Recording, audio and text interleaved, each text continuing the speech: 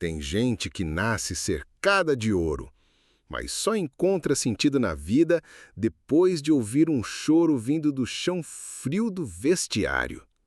Foi numa terça-feira qualquer. Chuva fina na cidade, trânsito arrastado e o senhor Otávio, sim, aquele Otávio, dono da rede de academias mais luxuosa do estado, resolveu passar na unidade da Zona Sul. Coisa rara. Mas naquele dia, alguma coisa o levou até lá. Entrou calado, terno impecável, sapato tão limpo que refletia o chão. Cumprimentou com aceno discreto e seguiu reto para o escritório. Mas, no caminho, parou. Parou como quem escuta o que ninguém mais está escutando. "Isso é um choro?" murmurou. O som vinha do fundo, bem do fundo, perto do vestiário feminino, onde ninguém deveria estar naquela hora da manhã. Foi sozinho, ninguém ousou segui-lo. E quando abriu a porta, aí, meu amigo, o mundo virou. No cantinho, entre um banco e um armário velho, tinha um bebê, enrolado num paninho fino, bochecha vermelha de frio e os olhinhos inundados, sozinho, abandonado, dentro do vestiário da própria academia. "Meu Deus do céu! Alguém esqueceu um bebê aqui?" disse, mais assustado que irritado. Mas o que ninguém esperava é que aquele bebê não tinha sido esquecido. Tinha sido escondido. E o que aconteceu depois? Ah, meu filho, se você é dos que gosta de história boa, com reviravolta daquelas de cair o queixo, já deixa seu curtir aí e se inscreve, porque essa história vai te deixar com um nó na garganta e calor no peito. E eu te digo logo, quando o milionário encontra um bebê num vestiário, o que menos importa é o dinheiro, porque esse bebê tinha um segredo no sangue. E a mãe estava mais perto do que ele imaginava. Bem mais. Quer saber quem era? Calma, isso é só o começo. Otávio ficou ali parado, como se o tempo tivesse congelado em volta dele. O bebê soluçava baixinho, como quem já chorou tanto que só restava o cansaço. O homem, milionário, orgulhoso, dono daquilo tudo, não sabia o que fazer com um pacotinho de vida pesando menos de 5 quilos no meio da sua academia. Disse: "Alguém está brincando comigo?" Não chamou segurança, nem gerente. Pegou o bebê nos braços com um cuidado que ele mesmo não lembrava que tinha. E, pela primeira vez em muito tempo, sentiu algo que dinheiro nenhum compra. Um medo que vinha de dentro. Um medo de estar diante de algo maior que ele mesmo. Levou o bebê até a recepção, mas antes de sair do vestiário, notou algo no chão. Um bilhetinho amassado, com uma letra corrida, simples e uma frase só. "Ele não tem culpa de nada. Me perdoe." Otávio engoliu seco e foi aí que o caos começou. Chamaram gerente, funcionários, polícia. Uma mulher gritou, outra desmaiou. Todo mundo queria saber quem tinha feito aquilo. Como ninguém viu. A academia tinha câmera, tinha controle, tinha crachá, tinha tudo. Mas o mais assustador foi que nos registros de entrada daquele dia não constava nenhuma mulher com bebê. O mistério era maior do que parecia, e o olhar de Otávio já não era mais de indignação, era de pergunta sem resposta. "E se ela ainda estiver aqui dentro?" Ele soltou num sussurro. Foi nesse instante que uma funcionária se encolheu atrás da recepção. Era nova, discreta, baixinha, vestida com o uniforme da limpeza. E estava chorando. Otávio encarou. Os olhos dela tremiam. "Como é seu nome?" ele perguntou. E ela, com a voz falhando, respondeu: "É Luísa." Aí, meu amigo, começou a novela de verdade. O nome caiu no ar como uma pedra jogada num lago calmo. Luísa. Ninguém sabia muito dela. Era nova, chegava cedo, saía tarde, fazia o serviço com o rosto sempre abaixado. Daquelas pessoas que limpam tudo e ninguém vê. Invisível. Mas ali, naquele momento, todo mundo via. Otávio deu um passo na direção dela. Um só. Mas foi o bastante para Luísa recuar como se tivesse levado um soco. As mãos trêmulas, o rosto pálido, o olhar pedindo socorro, mas sem voz para pedir. Você conhece esse bebê? Ele perguntou firme, mas sem agressividade. Ela não respondeu. Olhou para o lado, depois para o chão. Os olhos encheram d'água, mas a boca ficou muda. Uma lágrima escorreu. Só uma. E Otávio soube naquele instante que a resposta era sim. Mas Luísa balançou a cabeça. Não é meu, não é. Não é. Repetia como um disco arranhado, tentando convencer mais a si mesma do que a ele. A gerente se aproximou. O segurança também, mas Otávio levantou a mão e mandou todos pararem. Ninguém encosta nela. Não era piedade, era intuição. E Otávio sempre confiou no que o estômago dizia antes do cérebro, e naquele momento o estômago dele gritava: "Tem mais coisa aí!" Luísa finalmente levantou o rosto. Tinha algo nos olhos dela que doía. Uma mistura de vergonha, desespero e amor, mas um amor que parece proibido, sabe? Daqueles que o mundo inteiro diz que não pode sentir. "Por favor, me deixem ir embora", ela implorou. "Você não vai a lugar nenhum antes de dizer quem é aquele bebê." Eu não posso dizer." "Então, você é a mãe." Ela não respondeu, mas naquele silêncio, Otávio ouviu a confissão mais alta que qualquer grito. A gerente, mais nervosa que útil, sussurrou: "Doutor Otávio, essa moça foi contratada faz 2 meses. Ninguém sabia nada da vida dela, nenhuma referência. Só apareceu aqui pedindo trabalho." Ele se virou. "E você deu?" "Ela implorou, disse que era urgente, que precisava. E, bem, a gente estava precisando também." "E ninguém desconfiou que ela tivesse grávida?" "Nunca vimos barriga nenhuma, nem suspeitamos. Ela usa uniforme largo." Otávio ficou em silêncio por alguns segundos. O bebê, que agora estava nos braços da recepcionista, dormia. Um soninho pesado, inocente. E aquilo doía. Doía num homem acostumado a assinar contratos de milhões, mas que nunca tinha segurado um filho no colo. "Você não deixou ele aqui por acaso, né?" Otávio falou ainda de costas. Luísa começou a chorar, sem som, só lágrima. "Não era para ele ser achado por mais ninguém, só pelo senhor." "Por mim? Porque o senhor é o pai." O chão pareceu sumir. A gerente arregalou os olhos, o segurança recuou e Otávio não disse nada. Mas dentro dele tudo gritava: "Isso não é possível." Mas no fundo, bem lá no fundo, ele sabia que era. Otávio ficou parado, duro, como se tivesse virado estátua no meio da recepção. Só os olhos dele se moviam de um lado para o outro, tentando entender o que acabava de ouvir. Aquilo era uma bomba, e do tipo que não explode para fora, explode por dentro. Luísa, faxineira, dizendo que o bebê era dele?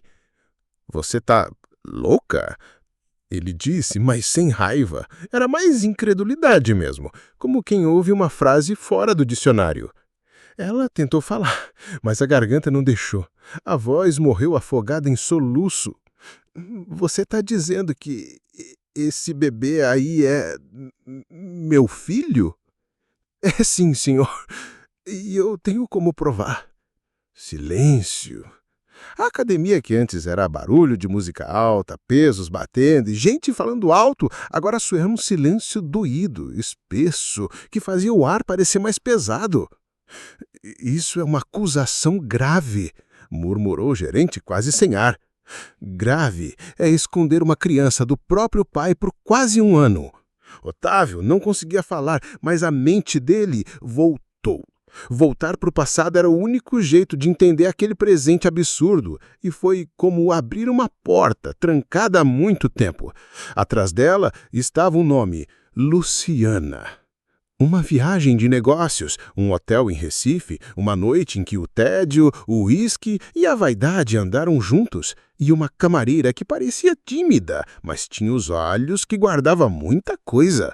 O nome dela era Luísa, só que na época usava crachá com outro sobrenome, outro RG, outra história. Otávio sentou. O coração batia diferente, porque agora o rosto da faxineira fazia sentido. Ele já tinha visto antes, no espelho do erro, na cara da omissão. Eu tentei te procurar. Liguei para o escritório, mandei carta, mandei e-mail, mas você nunca respondeu. Depois eu descobri que mudaram todos os seus contatos. Ela abriu a bolsa e tirou uma folha dobrada, um exame de DNA. Estava velho, amassado, mas a tinta gritava os números. Fiz com o seu cabelo. Peguei de uma toalha da última vez. Estava no quarto. O laboratório foi caro, mas confirmou. Otávio pegou o papel, leu, releu e calou. Era ele. O exame mostrava mais do que palavras. Mostrava uma verdade que o dinheiro não conseguia enterrar. E por que agora? Por que deixa ele aqui, desse jeito? Ele perguntou, ainda sem encarar Luísa nos olhos. Porque sabia que se batesse na sua porta como uma faxineira, você nunca ia me ouvir. Mas se fosse seu filho, aí você ia escutar. Otávio olhou para o bebê, agora acordado, olhos abertos, e por um instante viu os próprios olhos ali refletidos. Meu Deus, ele tem meus olhos. Tem sim, senhor, e tem seu sangue, mas não precisa ter seu desprezo também. Essas palavras bateram forte, mais forte do que qualquer escândalo que Otávio já enfrentou na vida. Só que o pior ainda estava por vir, porque Luísa não tinha contado tudo. Ainda faltava a parte mais dolorida, a que envolvia o nome de outra pessoa da família dele. O exame ainda estava na mão de Otávio, mas o papel tremia. Ou era a mão dele que já não tinha mais firmeza para segurar tanta verdade. A gerente da academia, agora com o rosto lívido, pediu licença e correu para o telefone. Vou chamar a polícia, isso tá virando caso grave. Mas Luísa se adiantou. Não chama ninguém, porque se isso virar caso de polícia, não sou só eu que vou cair. Vai cair gente grande. A frase ecoou, feita a premonição. Otávio se levantou devagar, andou até Luísa e falou baixo, firme. Do que você está falando? Quem mais está envolvido? Ela respirou fundo. As lágrimas já tinham secado. Agora era só coragem pura no rosto dela. Você quer saber por que eu sumi? Por que nunca fui atrás de pensão, de mídia, de escândalo? Quero. E também quero saber por que você apareceu justo agora. Por que agora? Seu irmão vai assumir a presidência do grupo? Otávio congelou. O que isso tem a ver com meu irmão? Ele sabia. Silêncio. Como assim ele sabia? Sabia que eu existia, sabia que o bebê era seu, sabia de tudo e mandou me calar. Otávio arregalou os olhos. O rosto antes sóbrio ficou sombrio. Você está me dizendo que o Maurício, ele me encontrou depois que descobriu do DNA. Me deu dinheiro, muito para eu sumir. Disse que você não podia ser pai, que isso mancharia sua imagem e que se eu falasse alguma coisa ia pagar caro. Luísa abriu a bolsa de novo, tirou um envelope surrado. Dentro, notas de R$ 200, amassadas, manchadas e uma carta, de punho, assinada com iniciais que não deixavam dúvida. MC. Você quer que eu entregue-se para a polícia ou para a imprensa? Ela perguntou. Otávio pegou a carta, leu devagar. A letra era mesmo do irmão. Ele reconhecia até um jeito torto de puxar o R. Eu não fazia ideia, pois agora faz e tem uma escolha para fazer. Do lado de fora, a polícia já tinha sido chamada por outro funcionário. Chegava devagar, luzes piscando. Otávio olhou para o bebê, agora no colo de Luísa, com a cabeça encostada no peito dela, dormindo de novo, como se o mundo não tivesse desabando ao redor. Se eu confirmar essa história, o nome da minha família vai para o lixo. E se não confirmar, o nome do seu filho nunca vai existir. Do lado de fora, passos pesados, fardas, vozes dizendo: "Licença, senhor." Otávio tinha poucos segundos para decidir. Ou protegia o império, ou reconhecia o herdeiro. E o problema, Gabi, é que a justiça nunca bate sozinha. Porque quem estava entrando junto com os policiais era o próprio irmão dele. Maurício entrou com a arrogância de sempre. Paletó, alinhado, perfume carro, aquele sorriso de quem acha que já ganhou antes do jogo começar. Mas bastou ver Luísa e depois o bebê e por fim a carta nas mãos de Otávio que o rosto dele se desfez. "O que é isso? Por quê?" Perguntou tentando bancar a surpresa. "Você me diz, Maurício. Foi você que escreveu." Maurício riu, daqueles risos curtos, falsos, de canto de boca. Por favor, Otávio, você vai acreditar nessa mulher?" Luísa apertou o filho contra o peito, como quem se protege de um ataque invisível. "Essa mulher tem nome, viu? E tem coragem, muito mais do que você." O policial, agora na recepção, se aproximou. "Senhores, recebemos denúncia de abandono de incapaz." Maurício se meteu.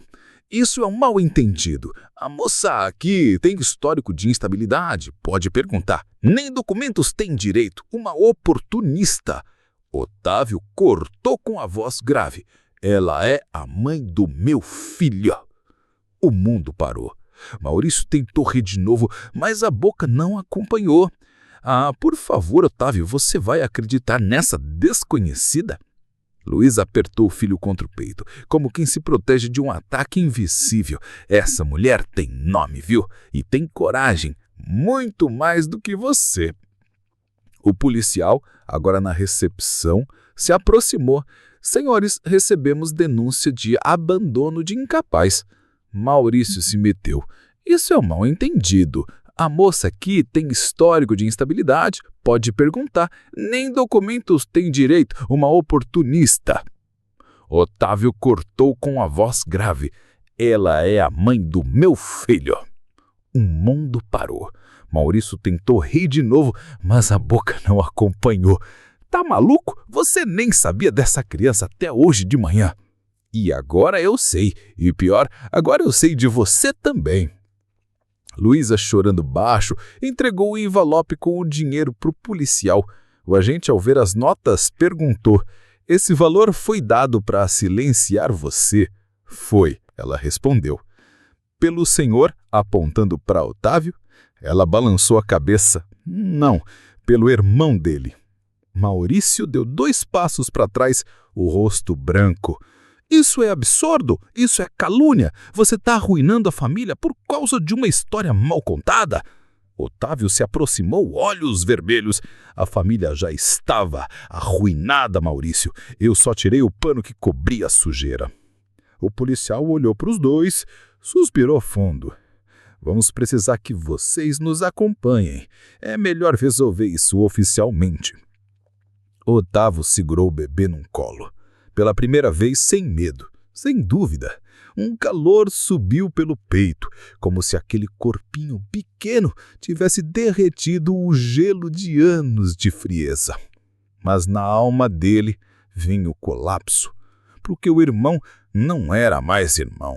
E Luísa, que ele tinha apagado da memória, era agora o espelho do erro que ele jurava nunca cometer.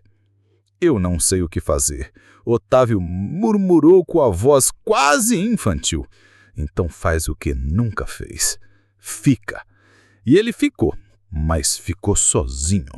Porque ao sair da delegacia, depois de prestar depoimento, Luísa tinha desaparecido com o filho, sem aviso, sem belete, sem rastro. E o Otávio, de novo, ficou só com o silêncio. Só que dessa vez, o silêncio doía muito mais. Otávio andava em círculos dentro do próprio apartamento. Um lugar de mármore, vidro, vista para o alto, mas frio. Frio por fora e por dentro. Fazia 3 dias que não dormia direito. O rosto cansado, o olhar perdido. Luísa tinha sumido. Nem na delegacia conseguiram contato. Ela prestou depoimento e sumiu como um sombra. Levaram o filho com ela. Não deixou número, endereço, nem pista. Só um silêncio que machucava.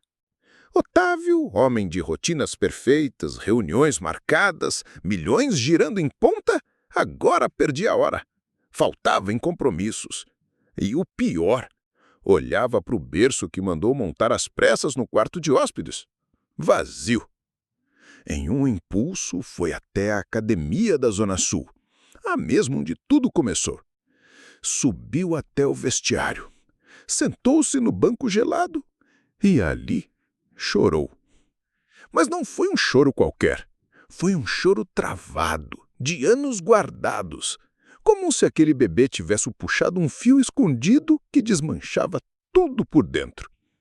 A faxineira nova o reconheceu. "O senhor está bem? Você conhecia a Luísa?" perguntou, limpando o rosto. "Conhecia. Ela deixava o bebê com a senhora que mora aqui perto. Quando não dava, trazia escondido. Dizia que só precisava mais um mês, que depois ia conseguir pagar a creche." A funcionária apontou um armário. Lá dentro havia uma caixinha de papelão esquecida, com um macacãozinho, uma chupeta e um pacote de fraldas. E em cima, um ursinho azul com cheiro de talco. Otávio pegou o ursinho como quem segurasse a última lembrança de um sonho. Naquele momento, algo quebrou nele. Mas do estilhaço nasceu uma vontade nova. Não de proteger um império, mas de reencontrar o único pedaço verdadeiro que já teve na vida. Dias depois, a faxineira voltou com um envelope que tinha sido esquecido no armário da Luísa. Dentro, uma foto antiga.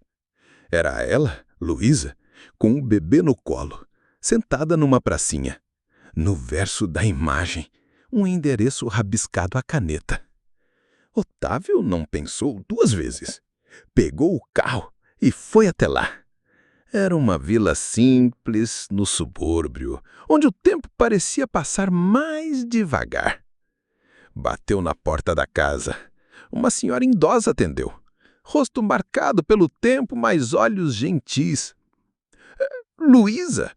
perguntou ele com a voz entre medo e esperança. A senhora hesitou.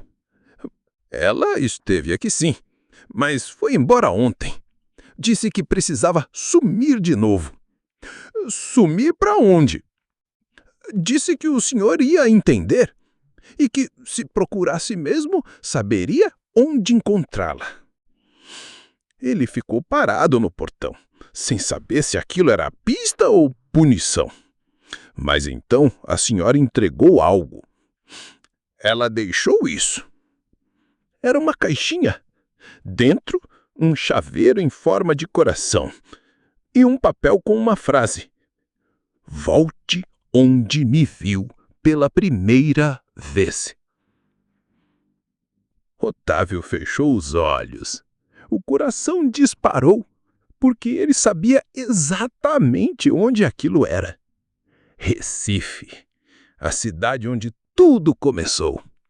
A noite em que ele achou que estava só se distraindo, mas estava criando vida. E era para lá que ele iria. O voo para Recife foi longo, mas Otávio mal percebeu o tempo passar. Sentado na poltrona da janela, não lia, não comia, não cochilava. Ficava apenas olhando o céu, tentando encontrar lá no alto alguma resposta que não vinha da terra. Levava apenas uma mala de mão, não com roupas, mas com ansiedade, vergonha e esperança. Ao chegar, respirou fundo diante do mesmo hotel onde, anos antes, havia cometido um erro que ele julgava enterrado.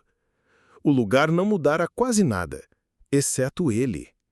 Era um outro homem quem passava pela recepção, que subia as escadas e depois descia de novo, guiado por um impulso sem lógica, sem roteiro. Não foi até o quarto, foi até a praia. Descalço, o calor da areia queimava, mas ele nem sentia. A brisa trazia cheiro de sal, maresia e saudade. Foi então que viu Luísa, sentada num banco de pedra, o bebê dormindo no colo. Os olhos dela no mar, como se conversasse com ele. Otávio parou. Ficou uns minutos ali, olhando de longe. Não queria invadir, mas também não conseguia mais esperar. Caminhou devagar até ela. Os passos afundavam na areia, como se encarregasse o peso de tudo que negou. Ela virou o rosto. O olhar encontrou o dele. E por longos segundos, nenhum som. Só os olhos dizendo tudo. "Você veio?" Ela sussurrou. "Eu vim porque devia. Porque não conseguiria mais viver sem tentar consertar." Ela fez um gesto para ele se sentar. "Por que aqui?" ele perguntou, tentando conter a emoção. "Porque foi aqui que tudo começou. O lugar onde você me viu como mulher, pela primeira vez, e onde me apagou como se eu nunca tivesse existido." Silêncio. Só o som do mar batendo como um coração gigante. "Eu não quero apagar mais nada", disse ele. "Quero lembrar e quero estar." O bebê abriu os olhos, esticou a mãozinha, pegou o dedo do pai. Foi ali que Otávio quebrou. Não por culpa, mas por amor. Pela primeira vez, amor puro, real, sem contrato, sem filtro. E naquele gesto simples, uma vida nova começou. 2 dias depois, Otávio estava sentado num cartório modesto no centro de Recife. As paredes descascadas, o ventilador girando devagar, o cheiro de papel antigo. Na sua frente, Luísa segurava Miguel, e o escrivão, com o ar cético, perguntava: "Deseja mesmo reconhecer legalmente esta criança como seu filho?" Otávio não titubeou. "Desejo? E é o primeiro desejo verdadeiro da minha vida." Assinou. Nome: Miguel da Costa Silveira. O sobrenome dele, o reconhecimento público, a oficialização do que o coração já gritava há dias. Na saída, não havia jornalistas, nem plateia, nem aplausos. Mas havia paz. Uma paz que Otávio nunca tinha sentido. E era isso que ele queria. No mesmo dia, convocou uma coletiva. Dessa vez, por vontade própria. Apareceu sem terno, sem maquiagem de imagem, sem discurso decorado. Só ele, de camisa clara, rosto cansado, mas com os olhos finalmente vivos. Contou tudo. A noite, a mulher, o filho, o silêncio, o erro, a escolha, a coragem. "Eu sou o pai. Fui ausente, mas não vou mais ser." As manchetes correram rápido. Metade da internet o chamou de louco. A outra metade, de homem. Maurício tentou reagir. Acusou Luísa de oportunismo, tentou inverter o jogo. Mas Otácio já tinha vencido. Não o irmão, mas a si mesmo. Pediu afastamento do império. Disse que agora o foco era outro. Fraldas, mamadeiras, vacina, noites sem dormir. Porque Otávio entendeu, tarde mas a tempo, que criar um filho é a única presidência que realmente vale algo. E naquela noite, Miguel dormiu num berço novo, num lar novo, com o pai ali, ao lado. Sem promessas de perfeição, mas com a certeza, ele nunca mais estaria sozinho. Otávio já não era o mesmo homem que cruzava corredores com o celular colado na orelha e a pasta de couro embaixo do braço. Agora andava mais devagar, observava mais, escutava mais. E pela primeira vez, aprendeu a pronunciar o nome em voz alta, sem vergonha, sem medo, sem cálculo. Meu filho. Miguel crescia rápido. Tinha a risada fácil e olhos que pareciam ler o mundo. Quando via o pai entrar no quarto, batia as mãozinhas no ar como se dissesse: "Você voltou!" E aquilo quebrava qualquer dureza que ainda restava em Otávio. Certa noite, Miguel teve febre, daquelas que desesperam. Luísa entrou no quarto assustada, mas encontrou Otávio já de joelhos ao lado do berço, segurando um pano úmido contra a testa do filho. Não disse nada, só sentou ao lado dele. Juntos ficaram ali, o bebê no meio e o silêncio mais bonito da vida. Depois que a febre passou, Luísa olhou para ele e disse: "Você está aprendendo." Otávio sorriu. "Tô tentando, e pela primeira vez eu quero mesmo aprender." No dia seguinte, ele fez algo impensável. Foi até a casa da mãe dele. Uma senhora austera, fria, que sempre o criou com rédeas curtas e expectativas altas. Apresentou Miguel e disse firme: "Esse é seu neto. E ele não vai crescer com vergonha do próprio nome." A mulher chorou pela primeira vez. E Miguel, com a sabedoria dos bebês, tocou o rosto dela com a mãozinha leve, como quem diz: "Vá também pode mudar." Maurício tentava em vão manter as aparências. Continuava frequentando eventos, dando entrevistas vazias, sorrindo com os dentes, mas sem alma. O afastamento de Otávio abalou em prosa. Parceiros desconfiaram, investidores recuaram. E os bastidores começaram a vazar. Mensagens antigas foram resgatadas, áudios. A carta que Luísa entregou ao policial ganhou as redes. E como em toda boa ironia da vida, o império que ele tentou proteger à força desabou na maré da verdade. Uma auditoria interna revelou contratos fantasmas, manipulação de dados e favorecimento pessoal. Maurício foi afastado por tempo indeterminado. Otávio, do seu canto simples, apenas disse: "O que é construído com mentira não resiste ao vento." Mas não vibrou com a queda.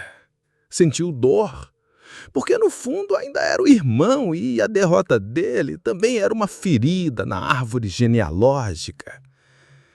Mesmo assim não ligou, não buscou, nem atacou.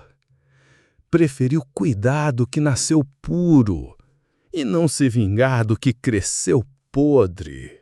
Com o tempo, Octávio começou a visitar abrigos. Conheceu crianças que, como Miguel, quase foram invisíveis. Conversou com assistentes sociais, ouviu histórias de meninas como Luísa, que são caladas pela vergonha, pelo medo, pela falta de opção.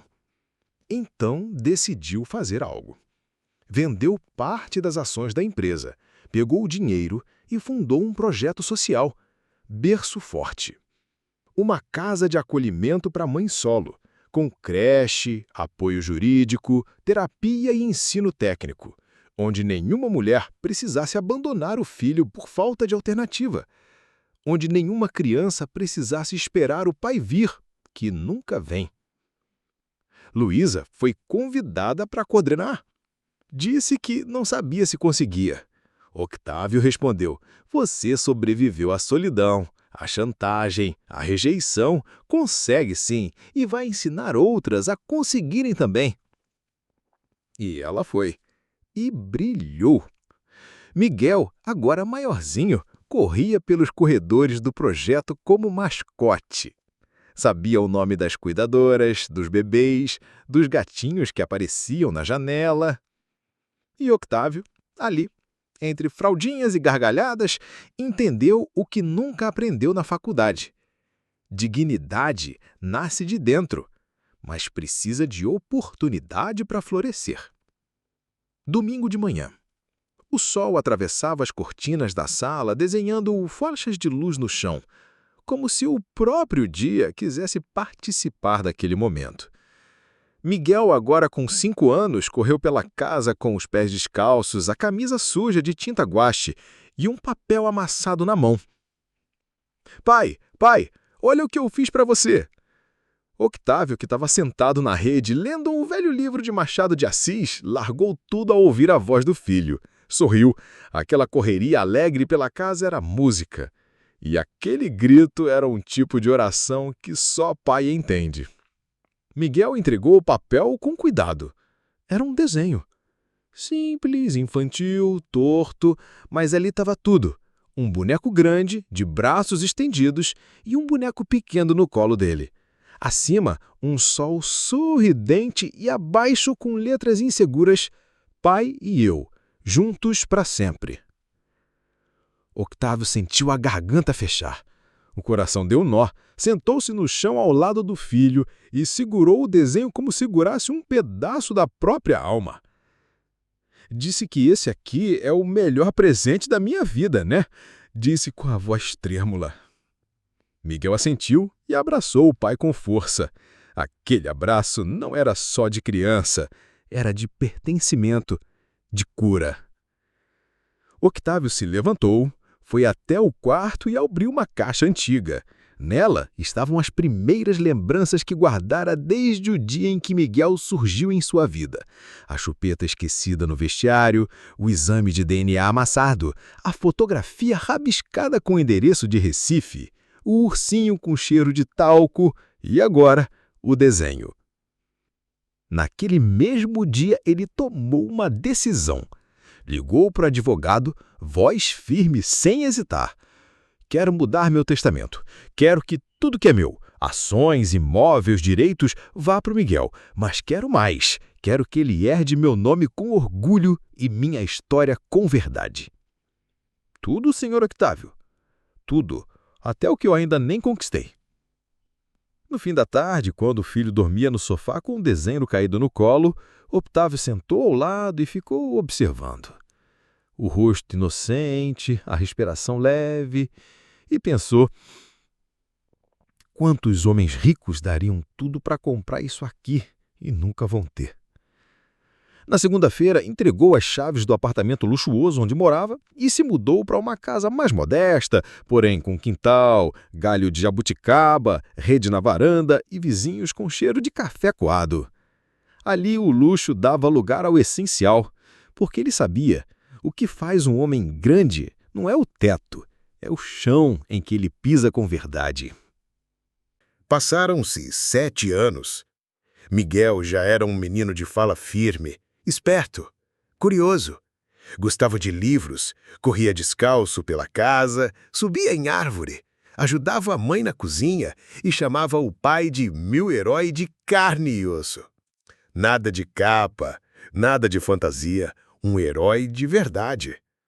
Otávio envelhecia com dignidade. Cabelos mais brancos, passos mais lentos, mas o sorriso, esse era o de um homem inteiro. Aquele que perdeu tudo o que era superficial e, em troca, ganhou tudo o que era verdadeiro. O projeto Berço Forte agora tinha 3 unidades funcionando em bairros diferentes.